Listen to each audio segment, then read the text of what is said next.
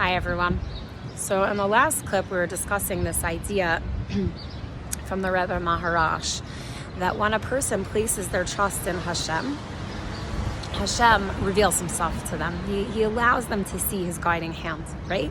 But when a person places their trust in limited things, Hashem allows the concealments to stay, and then they actually feel anxious because they feel like these limited things actually have control over them.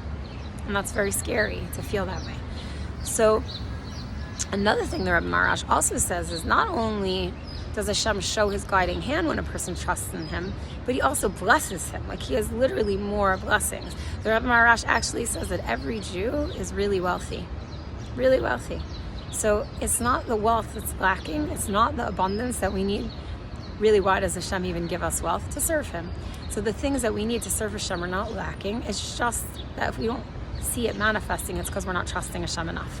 So it's really wild. So, but you might have a question, and I think this is the question we all have. This is really the question. We live in a world that has so many limitations. The whole definition of this world is that it's limited. This is New York, that's New Jersey. This person's kind, that person's difficult, right? Everything is defined by what it is and what it isn't. So how do we trust in Hashem when we're interacting with limited things all day long? And that's the avoda. Because when you realize that Hashem is a completely unlimited God, and that this limited world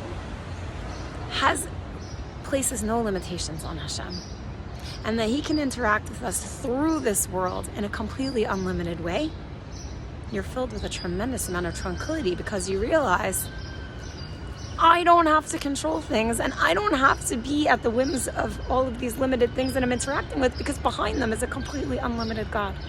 It's the most freeing thing. And here again we see the intrinsic connection with the Geula, because one of the defining factors of the Geula, and when I say Geula, for those of you who are watching, if you don't know what I mean the redemption, Moshiach. The Geula means redemption. When this world is in its ultimate state, one of the things that we associate with that is an abundance of physical blessings, right? Why does Hashem bless us with physical abundance? The Rambam explains very clearly, so that we could serve him. What's one of the other defining factors of the Geula is that we're going to be free to pursue the knowledge of God, because we're going to have all of our physical needs, right?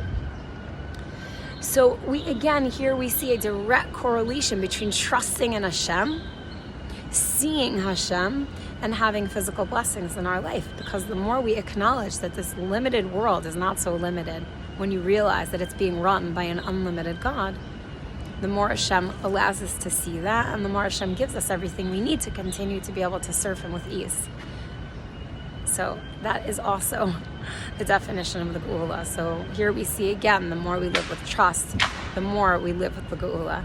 And the Rebbe also explains that the more we live with the Geula in our own Daled Amos, in our own life, that causes the Geula to manifest in the whole world. So we're very powerful.